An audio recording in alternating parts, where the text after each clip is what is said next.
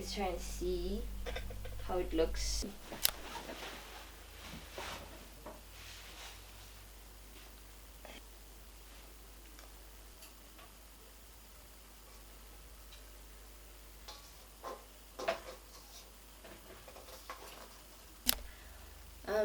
Yeah, that's what's up. We like what we see on the camera better. Set, ready, set, go, go, go. Ready, set, go. Oh, no. Okay, let's do this. Let's do this. Let's do this. Cause I have to have my crazy moments first before I get on a roll, because I don't know, the crazy moments make me comfortable, you know, cause like I'm always nervous, like, and I always put people in front of the camera, but when I gotta do it, it's like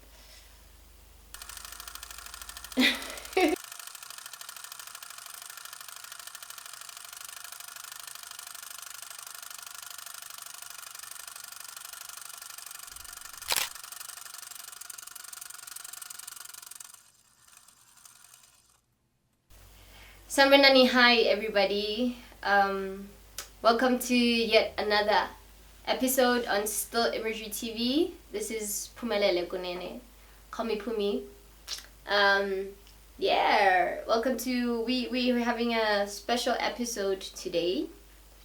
I just wanted to speak to you guys about my work, you know, show you guys my work. I'm always giving you guys all these tips and techniques on how to take pictures, but I haven't actually showed you my work, you know, showed you the stuff that I've done.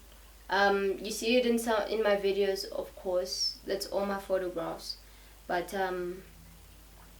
you haven't really heard me speak about them, and just to give you guys the stories behind the photographs, and just so you guys can hear about what inspires the photograph, and all of that. So we'll be doing that for this special episode. And before we get into it, I just want to thank you guys so much for reciprocating so much love, energy, and time towards the channel. Thank you for loving the videos, sharing the videos, subscribing to the channel, comments. Thank you to my friends for always watching all of my videos, for giving me feedback all the time and motivating me, giving me ideas. You know, you guys are the reason why I am always doing this, even when I feel like I don't want to do it. You guys are the reason, you keep me going, so thank you so much. It's great to see the channel grow bit by bit. It's amazing to watch, and the little that I have doesn't have to be like 1 million subscribers and 1,000 subscribers and all of that. The little that I have, I really, really appreciate it, and I'll keep doing it for you guys, the ones that actually watch and keep up. So I'll keep doing this for you. Thank you so much. So yeah, I have like 2 bodies of work that I'd like to share with you. That I specifically chose these pictures and this series because it also relates to the content that I've been posting, especially the Art of Healing series that I did recently.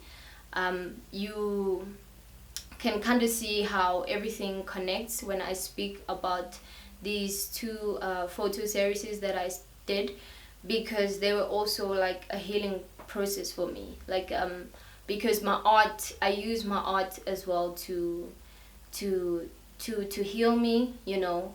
I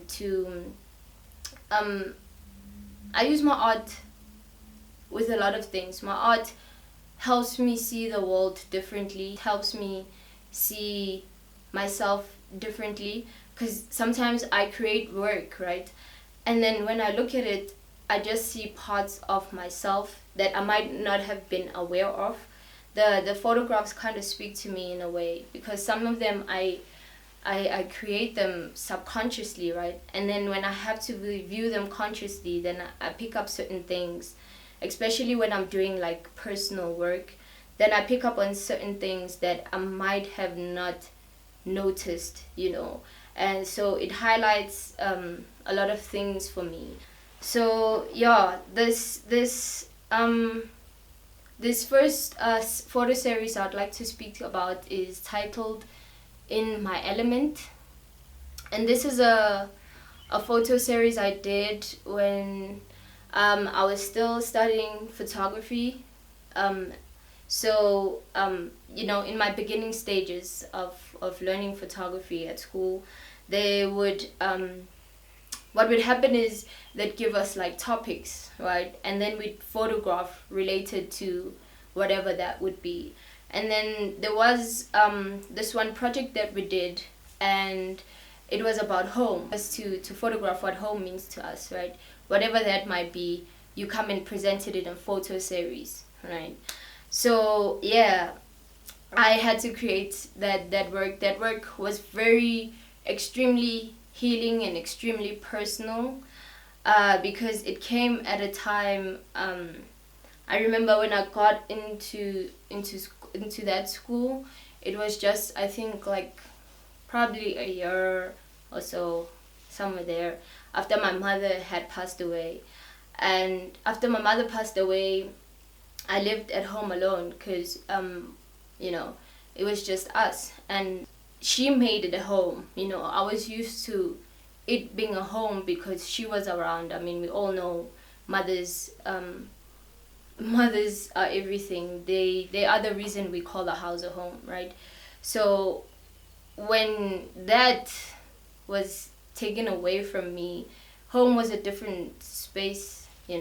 And even the fact that I had to live alone and go through that alone after that was also like something that was quite deep to me. And it was also like, it's just something I had to go through and live through, and act like it was okay towards everybody else, because I guess some people didn't really, well, other people wouldn't really understand, to what level it affected me, because like they just assumed that I'm okay with it because and I have my own space now. That means and I get to do my own things, which means I'm probably cool and all those things. But it was affecting me a lot. I mean, think about that. Home was very, it changed for me after that, because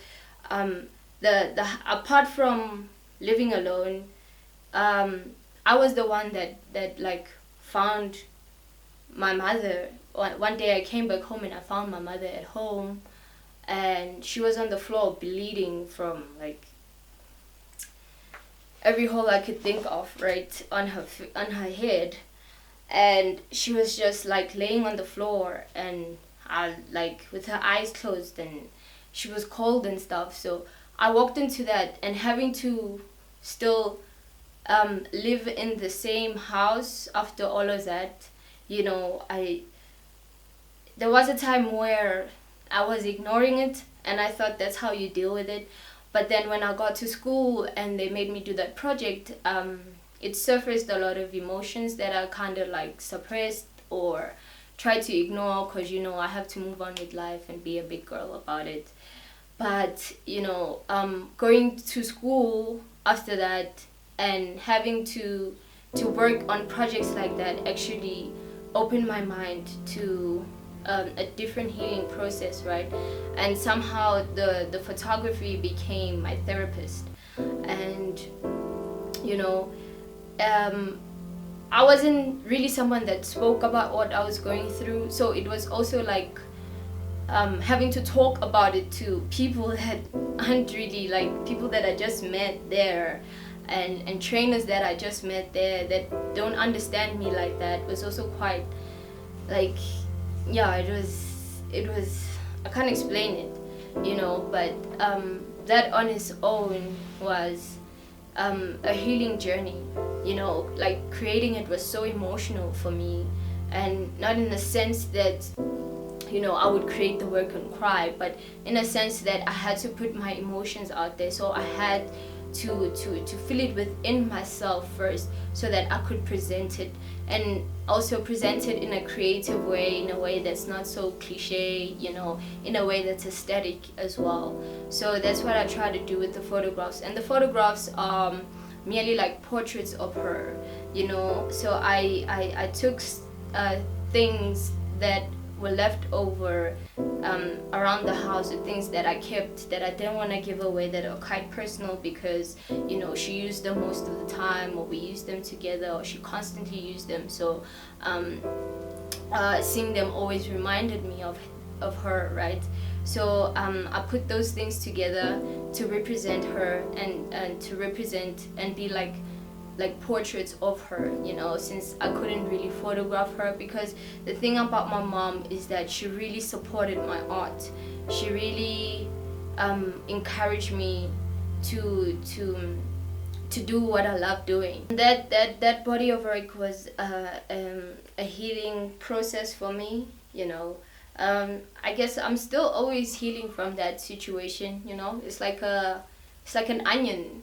Every time you peel off a layer, you just see another one, and you gotta peel off that one, It's a constant thing. But I'm just happy that, I can use my profession to help me with personal problems as well. And actually, my photography is much more personal, more than it is professional.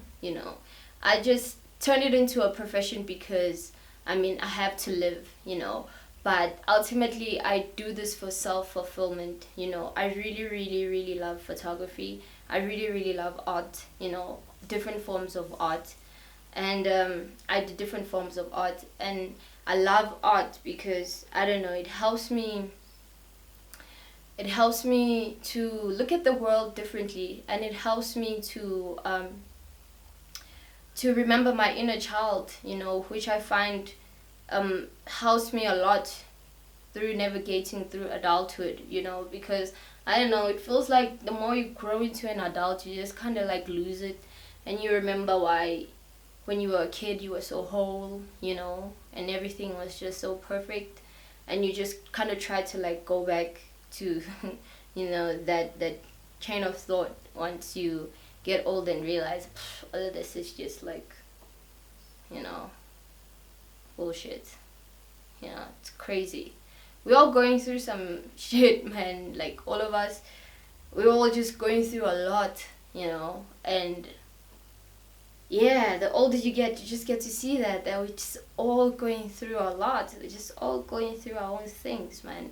And I think we should always try to find a way to help each other cope, because sometimes when we look at things, we think we are all alone, but somehow we're all going through the same thing, and you tell somebody else, and you're actually helping them, and so, I don't know, maybe me speaking about the work will help somebody else just as much as me creating it helped me, and another thing that helped me was my trainer, Michelle Lukides, who gave me the most constructive criticism ever. Especially dealing with projects like this that are quite personal, you get quite sensitive, even when someone's trying to give you feedback about it, because then, like, it's very personal. Nobody can really tell you what a personal situation should look like or should be presented. So I really loved how she would give constructive criticism. Would love to send shout out to Michelle Lukides. She's the best mentor ever. Even after school, we still kept contact. We had exhibitions together. I still talk to her. She's quite a mentor. You should look at her work, actually. Michelle Lukides on Instagram. She's quite fantastic. Her work is amazing. She inspires me a lot. She's my favorite photographer. And having her as a mentor as well, getting to talk to her whenever I feel like it, and having her know me so personally, um, makes it such a beautiful thing to me, because even the way that she gives criticism to my work is, I really love it. She's never negative. She's never trying to let you go astray from who you really are. She's always just trying to listen to you and what you are trying to achieve, and then she directs you on the right path. And I think it's really important to have people around you like that. Yeah.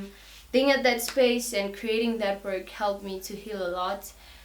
So I'm just sharing this with you so that you understand my creative process, and you understand how my content all links together, because my content is like one big body of work. My film and my photography, when you look at it, it's like just one big body of work. And it's linked together. I like creating the same way nature creates, because I get my inspiration from the divine. So my work is linked in when you look at that and you look at this, you see the connection, because essentially it is just created just different facets of me. I guess I'll always speak about that work because it will always be a part of my life. It will always be something that I look at, something that I'm constantly going through. And I guess someone else could take something away from them, from it, probably because they relate somehow, or maybe they could also take from the healing process and apply it into their own lives to heal. Especially if you are a photographer and you love taking pictures, you could also use the art form to help you look at yourself. Turn the camera away from other people and look at you and see what you need to be dealing with first, right? Because we always need to fix ourselves first before we can help other people. And I guess it also took me time and constant work on myself to get to a point where I can express and give you guys my healing process, and hopefully that will help you if you want to apply it to your life.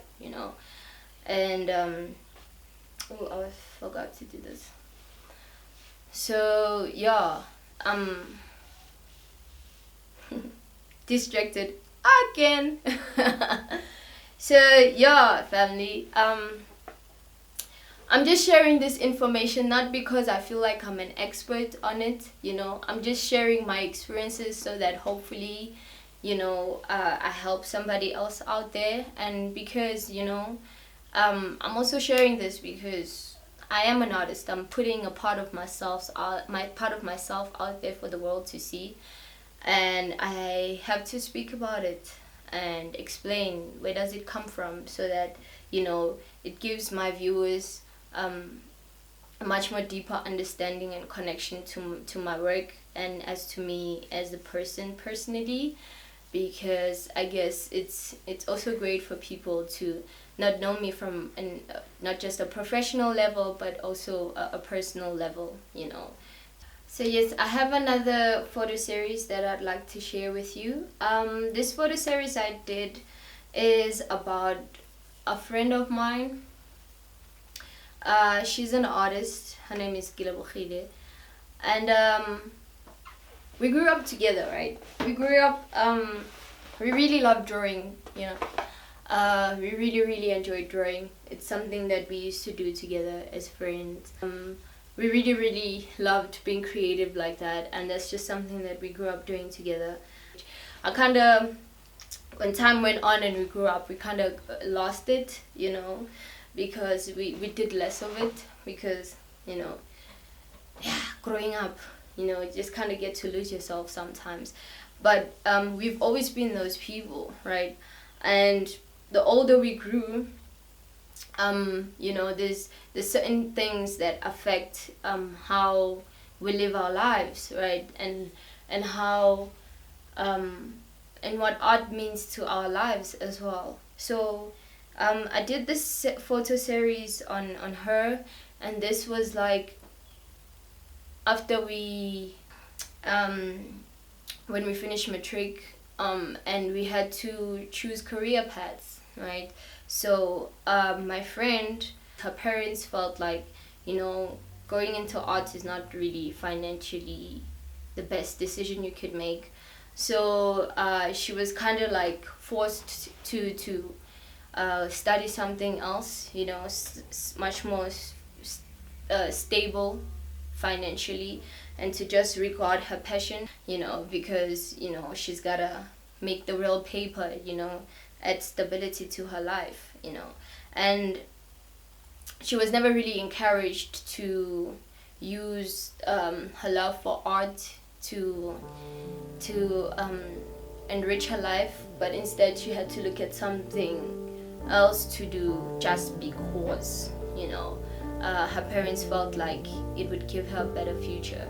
So I was just exploring her feelings and her thoughts towards that situation, and how she's caught up in this double-sided life where she has to balance between being this passionate artist and being this lawyer, because that's the stable background. I wanted to see how I could present that in photographs, in images, how I could present those emotions, and how because I felt like it was also something that is quite common, something that a lot of people go through, something that most of us were going through, most people my age were going through at that time, because we were choosing career paths and all those things. So I did that series because it was quite relevant to all of us, and I think a lot of us could relate to how and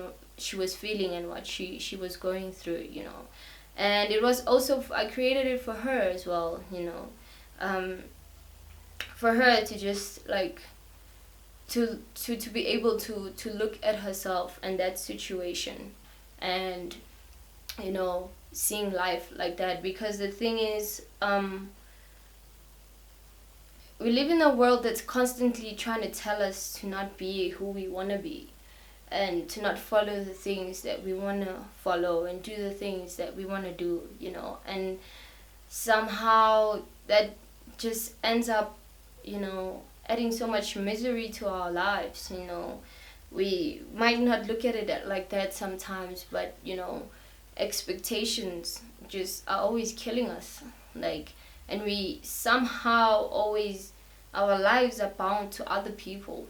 You're not just living your life on your own. Sometimes you're making decisions to make other people happy. You're making decisions for other people with your own life, and I think that's something that a lot of people do, and it really affects all of us on so many levels, that I think it's something that we need to look into personally. Like with that series, I was trying to provoke that in other people, like how do you feel about the idea that you are constantly living your lives through someone else. Someone else is always contributing to who you are and what you are. Yes, we are people. We need to live with each other. We need to think for each other. We love each other, but maybe we shouldn't sacrifice ourselves.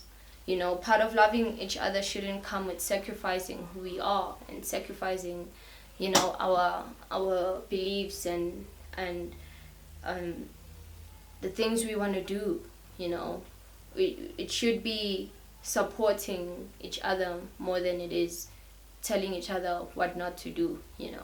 So I think a major part of parenting should be you allowing your children to be the best version of themselves, and for them to decide what works for them, and sometimes even if it's not something that's necessarily good for them, you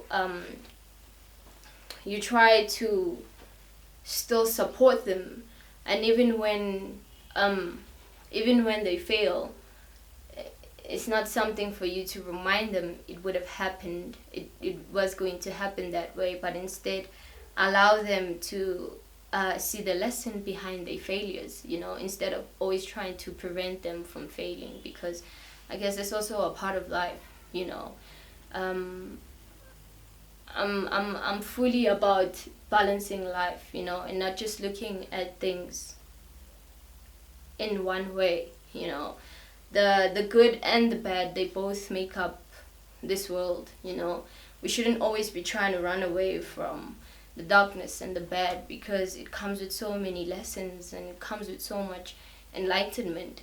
So sometimes maybe we do need to make the wrong choices in order for us to understand what the right ones should be, and I guess a part of loving people should be allowing them to do that, but still be present to support them even if they fail or they go wrong, because that's all lessons anyway. Failure shouldn't be feared so much, because it comes with so many lessons that by the time the right thing comes, you are able to understand its worth, because you've seen it go bad, and now you really appreciate it when it's going right. I don't know, creativity for me is not just like, it is fun, definitely. It is play. It is all of those things. And it is a healing process as well. It helps me to grow. It helps me to do a lot of inner work as well. It helps me to see the world differently. It helps me to connect with people differently, it's more than just a profession for me. It's a lifestyle, So I incorporate my art and my photography, my film, into every aspect of my life, And that's why I can use photography to explain anything or everything for me, because I can literally find a connection with the art through everything that has to do with life,